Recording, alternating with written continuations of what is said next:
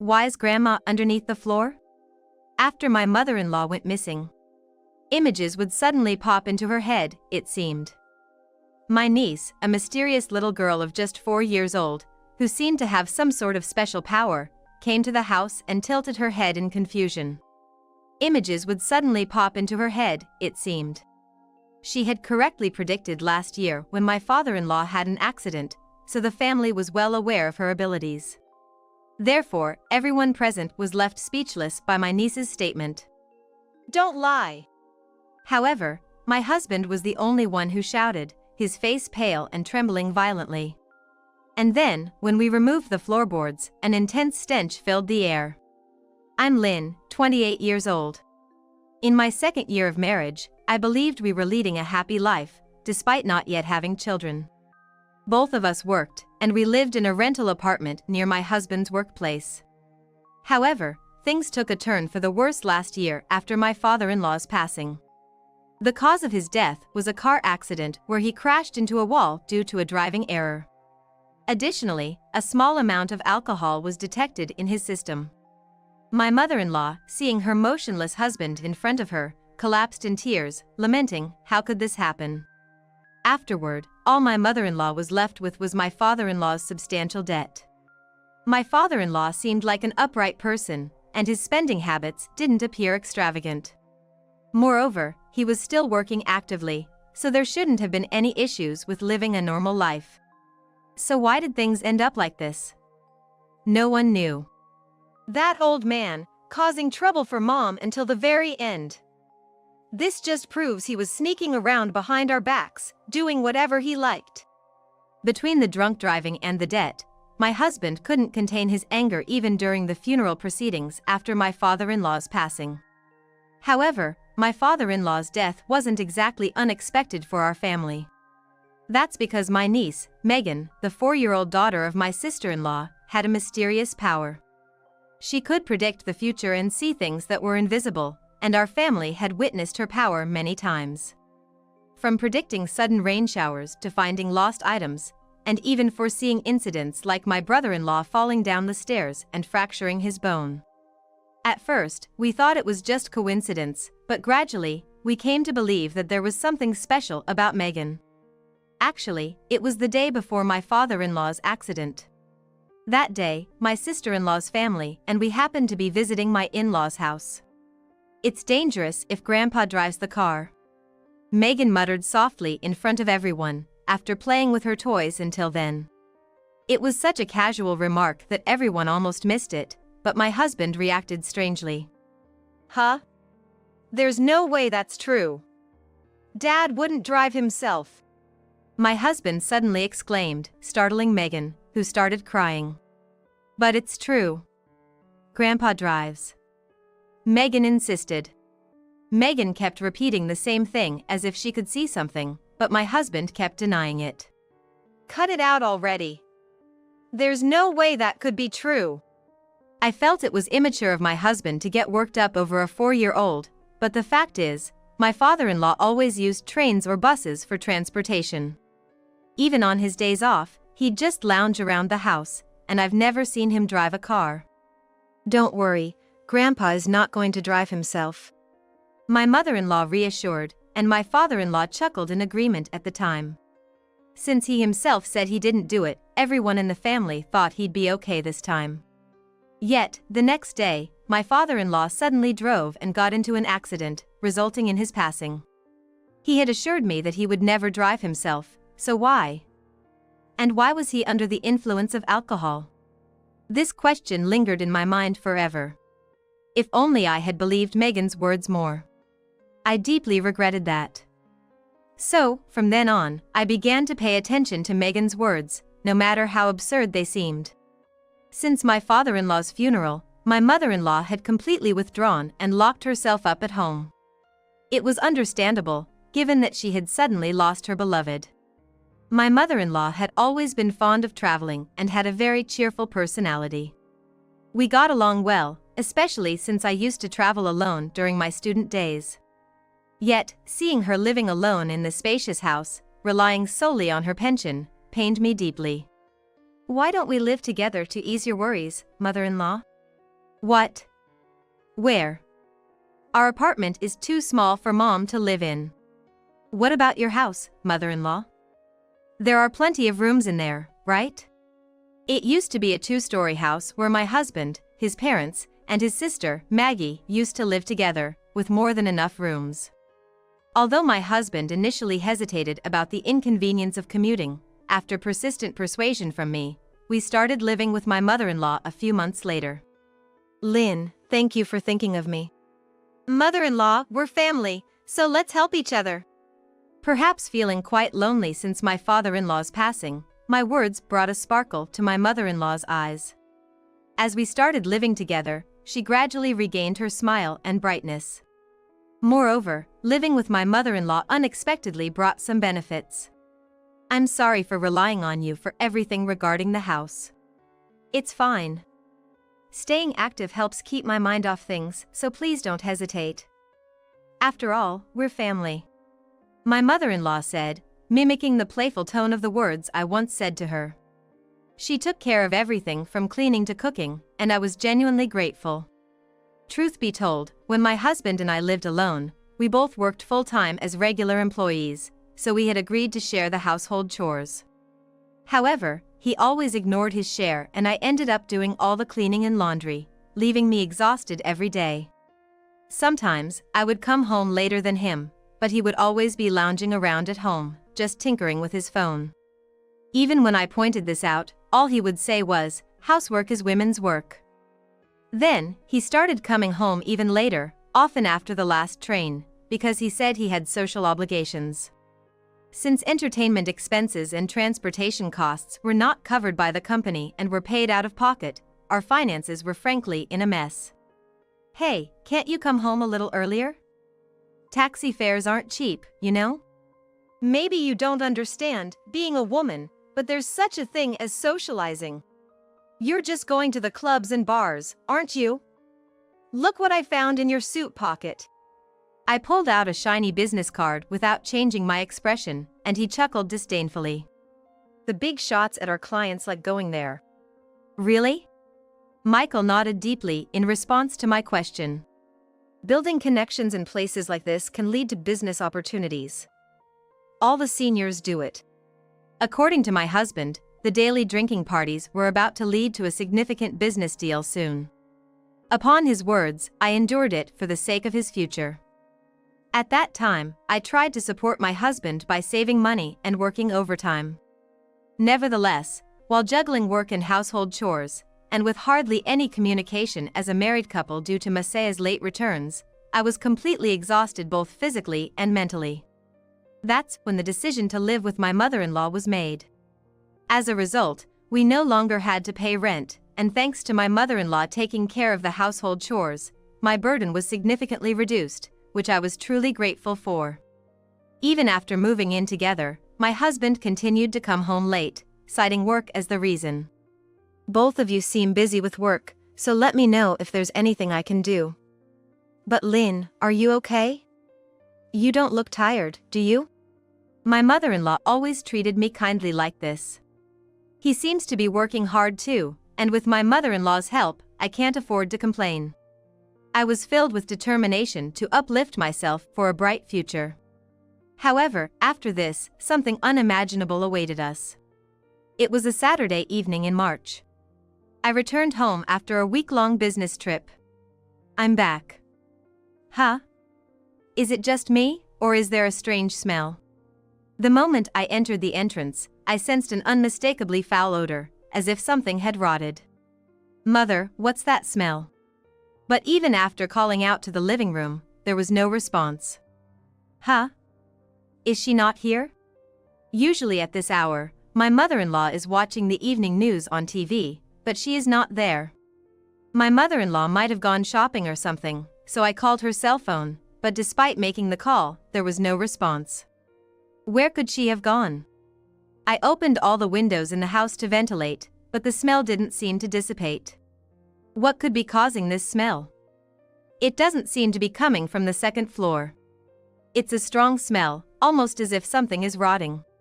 But there's no way Mother would forget to take out the trash. At that moment, I had a strange feeling, so I called my mother-in-law's cell phone again, but still couldn't reach her.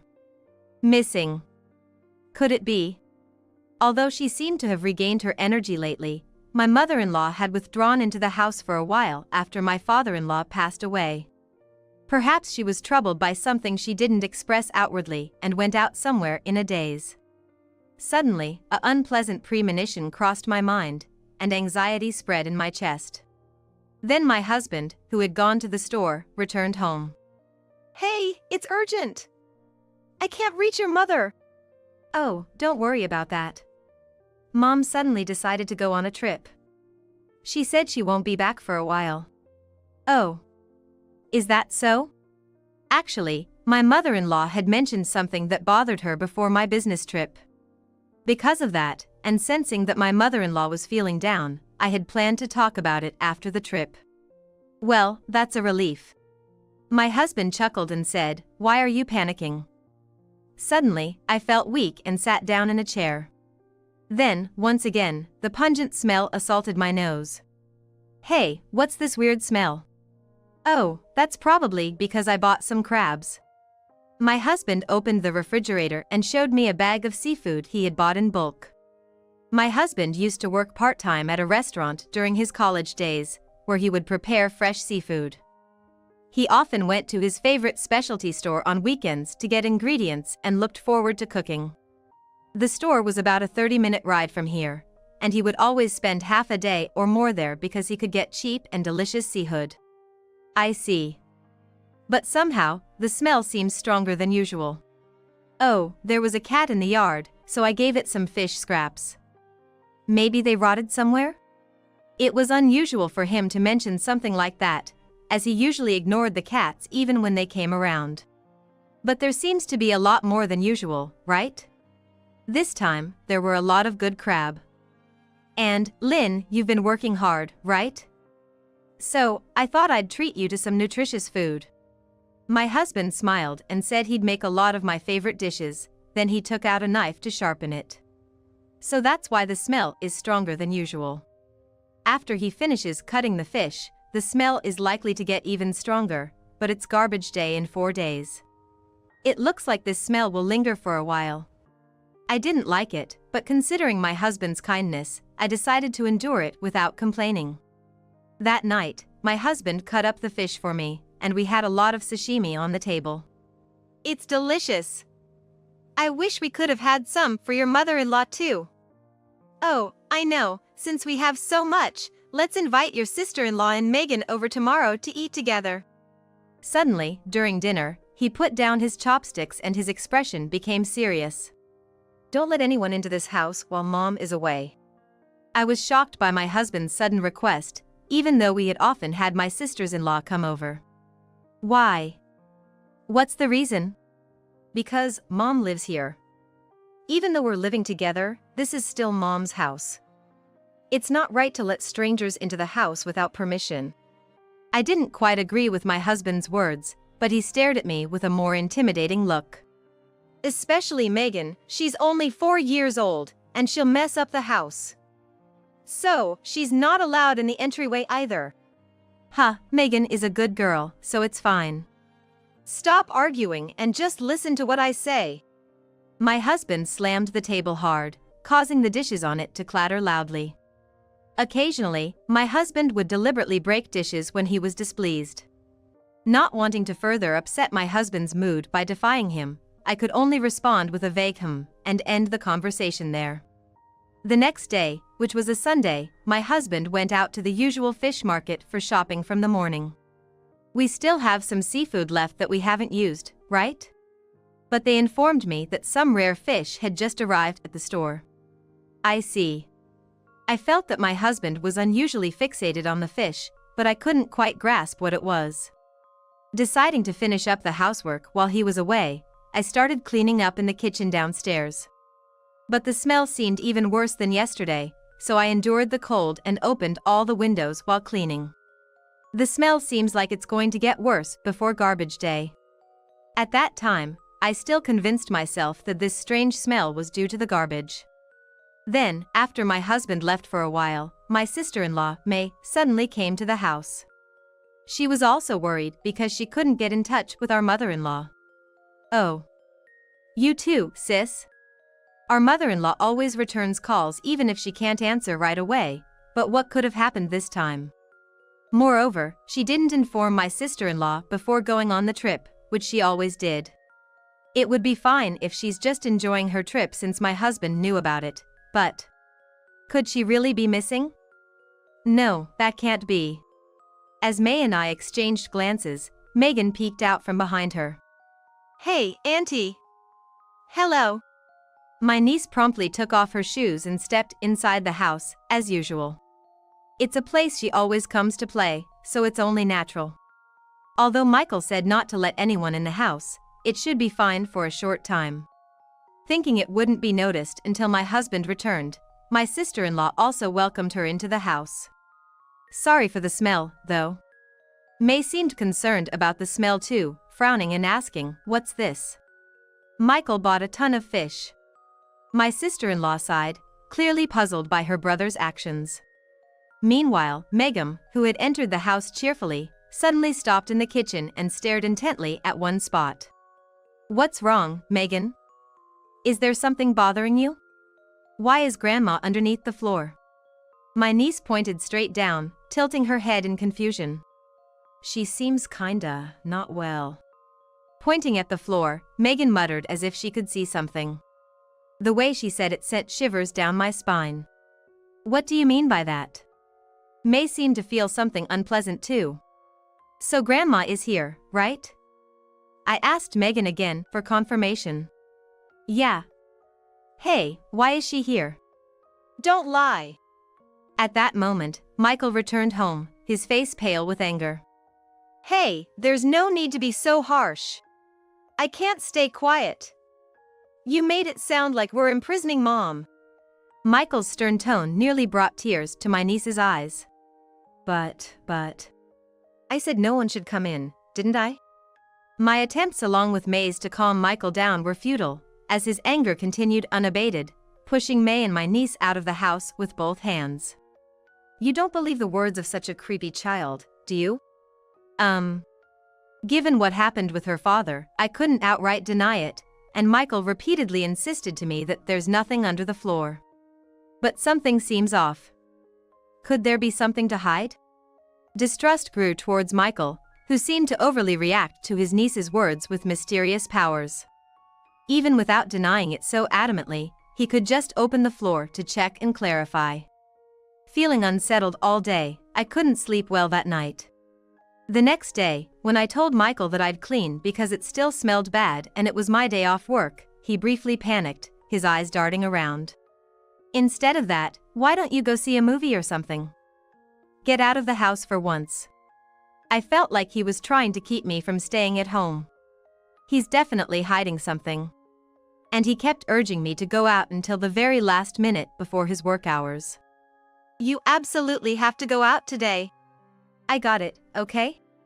As I waved my husband off with a smile, he seemed relieved, but I had no intention of changing my plans. But when it came down to it, I hesitated to peek under the floor, afraid of what I might find, so I decided to tidy up the closet instead and took out my husband's suit. And as I checked the pockets to send it for dry cleaning, I found something. Then, from the back of my husband's desk drawer, I found something similar. This can't be true. It was an unbelievable secret that connected all the things that had been bothering me until now. But with this, everything, all the pieces of the puzzle fit together. And maybe what my mother-in-law said was true after all. Unwanted suspicions began to swirl around me, and I found myself crying uncontrollably in solitude, overwhelmed by sadness. It was at that moment that I received a call from my niece. "Run away from Uncle Michael," Megan kept telling me. Grandpa and Grandma said that in their dreams. But I don't want to just run away like this. I clenched my fists tightly and decided to confront the problem head-on.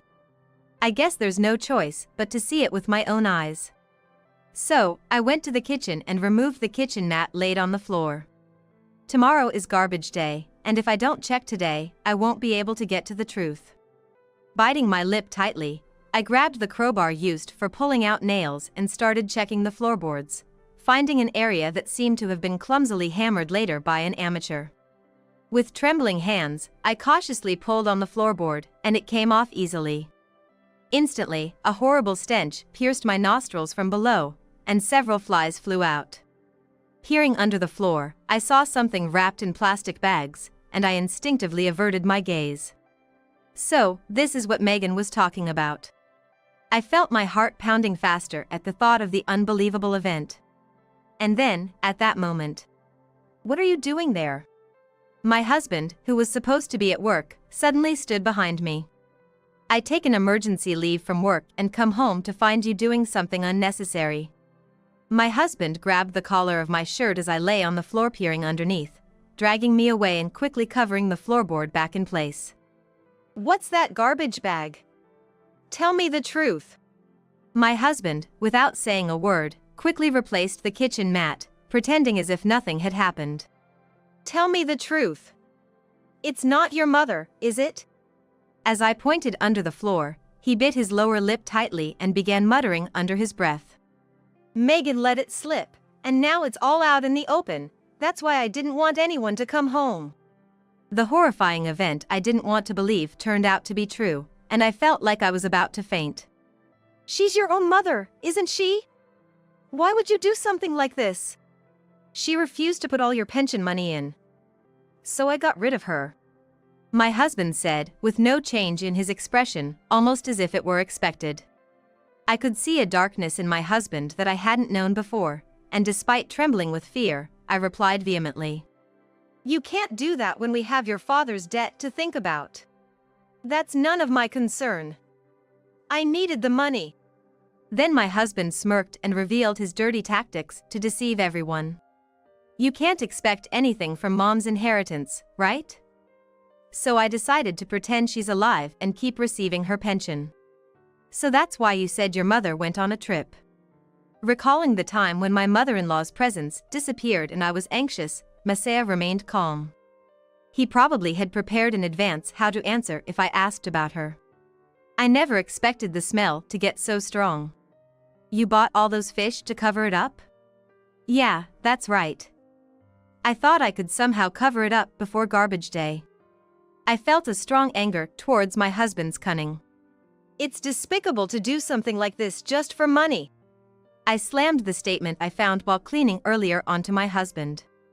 "You must have needed the money to splurge on women or something." What emerged from the depths of my husband's suit and desk drawer were loan documents for a substantial amount. "When I checked your credit card statement, I found traces of him purchasing numerous high-branded items for women." The amount was close to $20,000, and it seemed he had been borrowing from consumer finance for years. "Damn it! You snooped around without permission." My husband, who had seemed composed until then, suddenly turned red-faced and began shouting, pointing at me with raised eyebrows. "You're being cheated on because you're not attractive as a woman." "What?" "And besides, your financial management is terrible, so I had to take out loans." He continued to blame me, growing more and more agitated. "I married a failure like you. Just shut up and do as I say without sticking your nose where it doesn't belong." He stomped heavily on the floor with a thud and kicked over a nearby chair. He always resorts to violence like this when things don't go his way. But I can't back down now. "You've talked big enough. It's time to face the music." As I raised my voice, he stepped back, saying, "What's gotten into you?" "It's your fault your father had that accident." "What?" He clearly didn't expect me to bring up his father.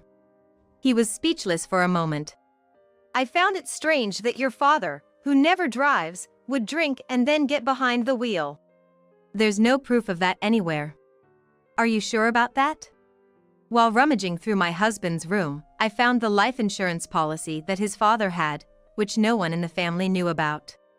And in the recipient's field was my husband's name. And what's more, according to what I heard from my mother-in-law before, it seems that my husband took his father's credit card without permission and used it for his own purposes. "While we're reporting your mother, We might as well request a reinvestigation into your father's case. We'll surely find evidence then. Hey, don't say stuff like that. If you keep quiet, I'll cut you in on the deal too. Does he think I'll side with him if he dangles money in front of me? He smirked, still feeling somewhat confident. But I'm not going to let things go his way. You won't be able to manipulate me with that. Come on, reconsider. If the police find out, it's game over for me. That's just what you deserve. Damn it. Then you can join them in the afterlife. Suddenly, he tried to grab me. But at that moment, my sister-in-law burst into the room. I had a feeling something like this might happen, so I got your sister to help too. When I received a call from my niece, I told my sister-in-law that Masaya might have been involved with what happened to our parents. So she hurried over here. And she said she's already called the police, so they'll be here soon. Do you really believe such nonsense, sis? I haven't done anything. I'm innocent. Startled by my sister-in-law's sudden arrival, my husband began crying, this time directed at her. But when he realized she wasn't paying him any attention, he turned to me and started begging on his knees. Lynn, please believe me. I didn't do anything wrong. There's no evidence against me, right? I pointed to the cell phone I had placed in the corner of the room. I actually recorded a video just in case when we opened up the floorboards. I had thought it might serve as evidence if anything useful turned up when we opened them. So I'm sure your confession just now has been recorded too. That's a lie. And soon after, the police, who arrived shortly, apprehended my husband. I don't want to get caught here. Let go of me. Let go, you bastard. My husband cried out, his eyes red with tears. But despite his protests, the police took him away. Later, he confessed to harming my father-in-law and mother-in-law during interrogation. With the intervention of a lawyer, the divorce with Masaya was finalized, and the subsequent procedures were completed. Some time later, my sister-in-law visited me with my niece and apologized for the trouble caused by her brother. You know, Grandpa and Grandma say thank you. Megan told me with a beaming smile that they waved happily to her in her dreams. Upon hearing that, tears welled up in my eyes. And since then, my niece's mysterious power hasn't surfaced again. I moved to an apartment near my workplace, and my career is going well. I'm even getting promoted next month. For a brighter future ahead, I want to work hard with my own strength.